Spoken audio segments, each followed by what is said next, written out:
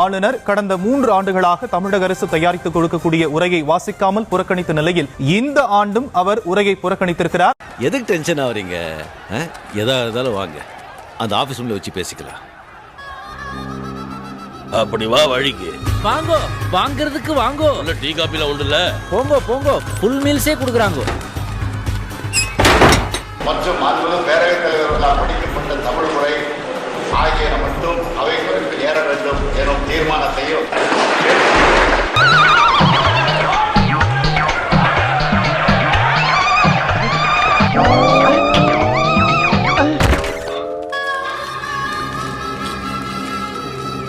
தலைவரே, பேச்சுவார்த்தை எல்லாம் நல்லபடியா முடிச்சது.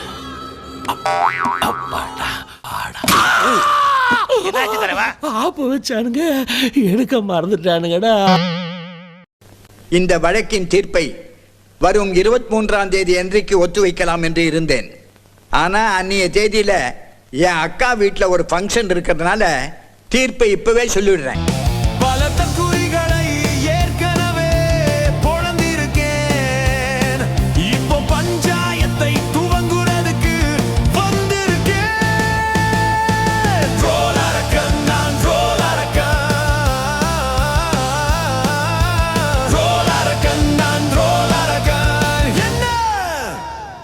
மாமா ஸ்டார்ட் பண்ணலாமா?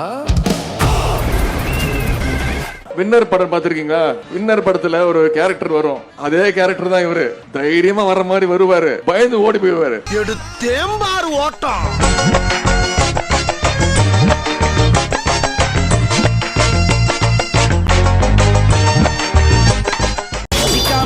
ஓடி போறதுல 2 பேருக்கு நடுவுல தான் போட்டியே.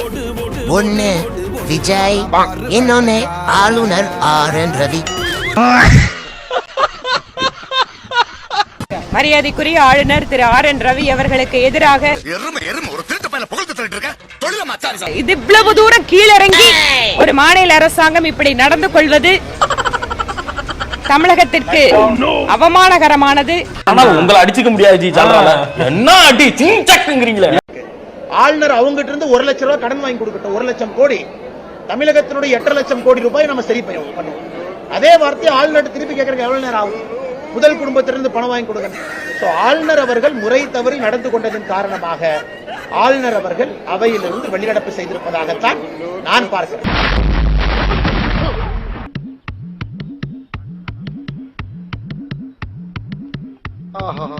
இன்னைக்கு ஆளுநர் மாத்தி பேசலாம், ஜனகணமன போட்டு அதுக்கு முன்னாடியே போயிட்டாரு. ஆளுநர் அவர்களுக்கு எந்த பிசினஸும் கிடையாது. கவர்னர் சொல்வதை தவறு இருக்கா ரைட் இருக்கா அது சபையில் இருக்கக்கூடிய உறுப்பினர்கள் டிஸ்கஸ் பண்ணணும். அது அவை குறிப்பில போகணுமா வேண்டாமா உறுப்பினர் டிஸ்கஸ் பண்ணணும். ஆளுநர் ஒரு நியூட்ரல் ஜட்ஜ். அவர் திமுகவுடைய உறுப்பினர் கிடையாது. ஆனா திமுகவுடைய உறுப்பினர் விட மோசமாக ஆளுநர் அவர்கள் நேற்று நடந்து கொண்டார். அதனால் தான் மாண்புமிகு ஆளுநர் அவர்கள் வெளிநடப்பு செய்ய வேண்டி வந்துச்சு. அண்ணே, இவன் வேண்டாம்னு. எதுக்கு? இவன் நம்ம வீட்டுக்கு வேண்டவே வேண்டாம். இவனை உள்ள நுழைய விட்ட நம்ம பல பேரை இழக்க வேண்டியிருக்கு. ஜாக்கிரதை. RN ரவி கோட்டைக்கு வெளியில சட்டமன்றத்துக்கு வெளியில ரோட்ல நின்னு அவர் பேசுறது அவர் யார் வேணாங்கறா? சட்டமன்றத்துல பேசுறதுக்கு அவர் ரைட் இருக்கா? கவர்னர் ஆர்டர்ல பேசுறதுக்கு ரைட் இருக்கா? தமிழ் கற்றுக்கொண்டது குற்றமா? ஆளுநர் ரவி தமிழில் பேசியது குற்றமா? அதெல்லாம் யார் சார் குற்றம்னா? தமிழ்நாட்டு மக்களுக்கு எங்க சார் என்ன கேள்விக்கு வரிந்து பேசியது குற்றமா? எங்க நான் பன்வாரிலால் தமிழே பேசல சார், அது குற்றம்னு யாரும் சொல்லல சார்.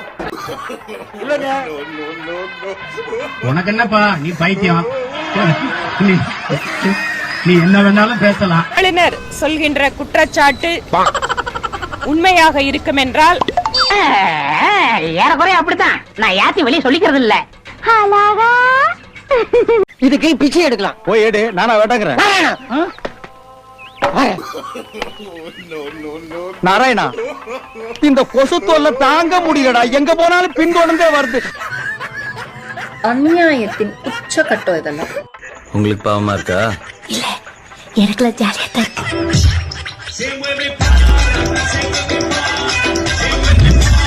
குடியரசுக்கு போன் பண்ணார். அண்ணன் இந்த மாதிரி போன் பண்ணியிருக்காரு, போறதா வேண்டாமா? இதுக்கு ஒரு முடிஞ்சு போச்சு ஒரு சமாச்சாரம். அடுத்த சமாச்சாரத்துக்கு அந்த ஆளே கூப்பிடுறாரு, போயிட்டு வந்துருமே அப்படின்னு நாங்க போனோம். இந்திய சுதந்திரத்துக்காக பாடுபட்டவர்கள் அப்படின்னு ஒரு படம் போடுறாங்க. சுதந்திரத்துக்கு பாடுபட்ட தியாகிகள் என்று ஒரு படத்தை போடுறாரு. அதுல வந்து காந்தி இல்லாம சுதந்திரமா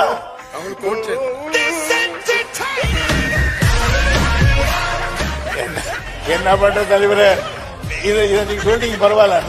நாங்க அந்த வார்த்தையை நாங்க எடுக்க முடியாது. இல்ல இருக்கட்டும்.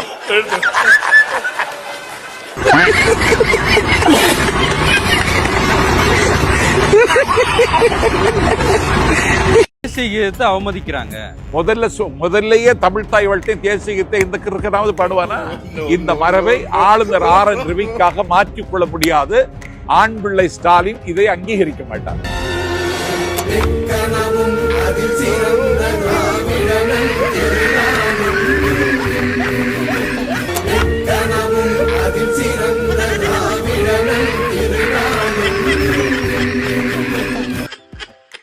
முதலில் தமிழ்தாய் வாழ்த்து பாடப்பட்டதால் தான் ஆளுநர் சட்டமன்றத்தை விட்டு வெளியேறியதாக தகவல்கள் வெளியாகியுள்ளது. சாவு சாவும்ல செத்த பையில நீ நலமா இருந்தா ஒளிஞ்சு எனக்கு பத்தி நீ சாவும்ல செத்த பையில நீ நலமா இருந்த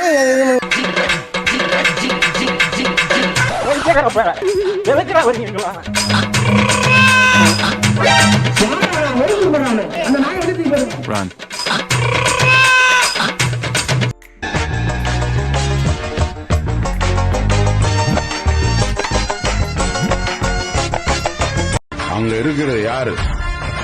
ஜிகர்தண்டா சம்பவ கிளப்போட தலைவன் மை பாய்.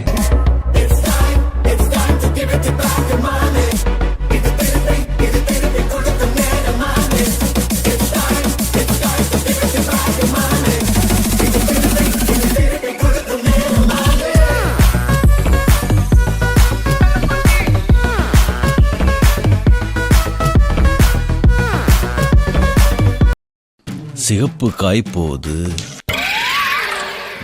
கருப்பு காயும் பின்னாலேயே போத சரியில்லையே.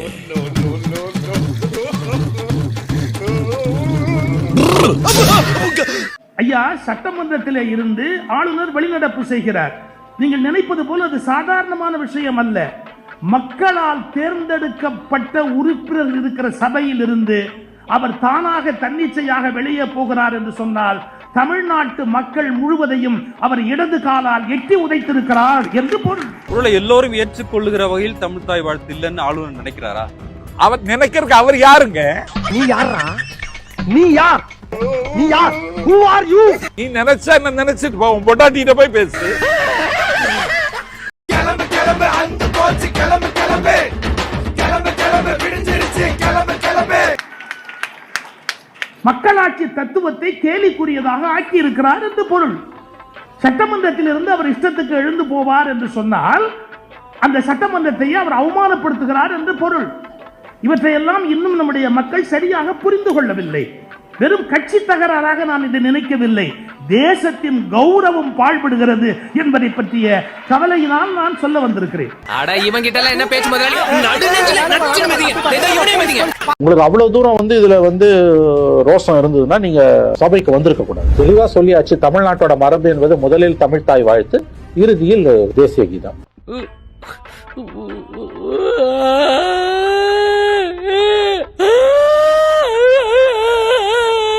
இல்லைன்னா முதல்லையும் தேசிய கீதம் பண்ணும், கடைசி தேசிய கீதம் பண்ணும், இதெல்லாம் நீங்கள் முடிவு பண்ண வேண்டிய அவசியம் கிடையாது. There is an elected government. ஒரு மக்களால் தேர்ந்தெடுக்கப்பட்ட அரசு இங்க இருக்குது. அந்த அரசு தான் இதை முடிவு செய்ய முடியும்.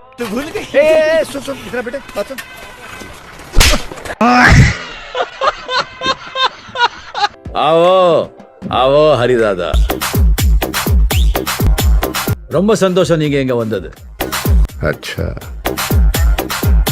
நீத கால சேட்ட நிறைய கேள்விப்பட்டிருக்க, ஆனா இப்பத பார்க்கிறேன்.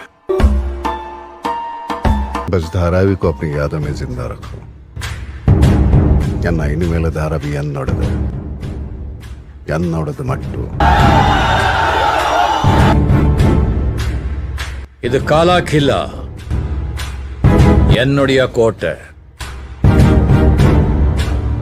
ஒரு பிடி மண்ணு கூட நீ எங்கிருந்து கொண்டு போக முடியாது. Nickel nickel nickel nickel nickel चलते रे निकल निकल. கிளம்பு கிளம்பு அந்த போச்சு, கிளம்பு கிளம்பு கிளம்பு கிளம்பு விடிஞ்சிருச்சு, கிளம்பு கிளம்பு.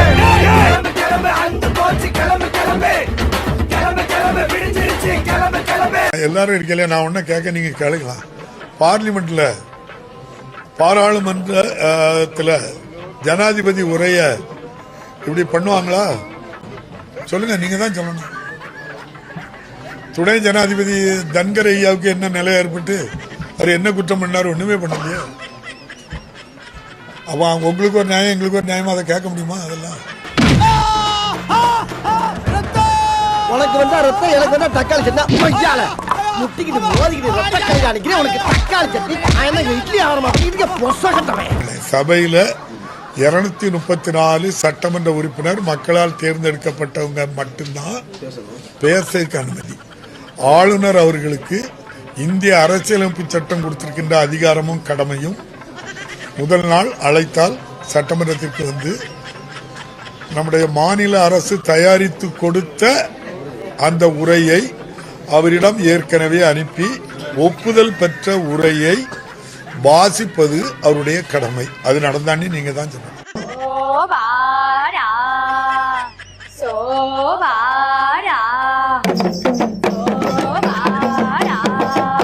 சிஎம் ஆகி மக்களுக்கு தேவையான திட்டங்களை தீட்டினா, ஆஃப்டர் ஆல் ஒன்றிய அரசோட ஏஜென்டா நியமிக்கப்பட்ட டெம்பரவரியா இங்க தங்கி இருக்கக்கூடிய ஒரு கவர்னர் அதையெல்லாம் தடுத்து நிறுத்த முடியும் என்றால், மக்கள் போடுகிற ஓட்டுக்கு என்ன மரியாதை? எலெக்ஷன் எதுக்கு நடக்கணும்? ஆளுநர் பதவி என்பது எந்த பயனும் இல்லாத ரப்பர் ஸ்டாம்ப் போஸ்ட். நீங்க கொஞ்சம் யோசிச்சு பாருங்க. உங்க காலேஜ் இருக்கிற இடம் மாநில அரசோடது. உங்க ஆசிரியர்களுக்கு சம்பளம் தர்றது ஸ்டேட் கவர்மெண்ட்.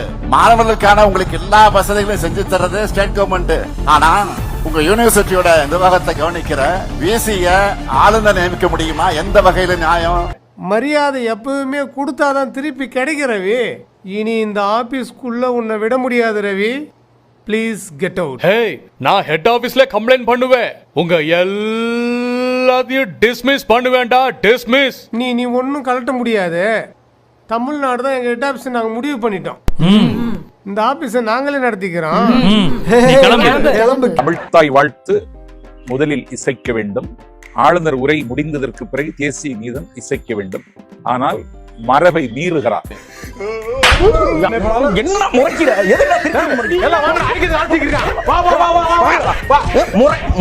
உங்க ஸ்கூல்ல இல்ல நீங்க கவர்மெண்ட் ஃபங்க்ஷன்லாம் போயிருப்பல, அங்கெல்லாம் வந்து ஃபங்க்ஷன் ஸ்டார்ட் பண்ணும்போது என்ன பாட்டு போடுவாங்க? தமிழ் தாய் வாழ்த்து. தமிழ் தாய் வாழ்த்து. ஃபங்க்ஷன் முடியும் போது தேசிய கீதம். ஸ்டார்ட் பண்ணும்போது என்ன பாட்டு போடுவாங்க? தமிழ் தாய் வாழ்த்து. ஸ்கூல் ஸ்டார்ட் பண்ணும்போது தமிழ் தாய் வாழ்த்து போடுவாங்க. ஸ்கூல் முடிய போது ஜனகண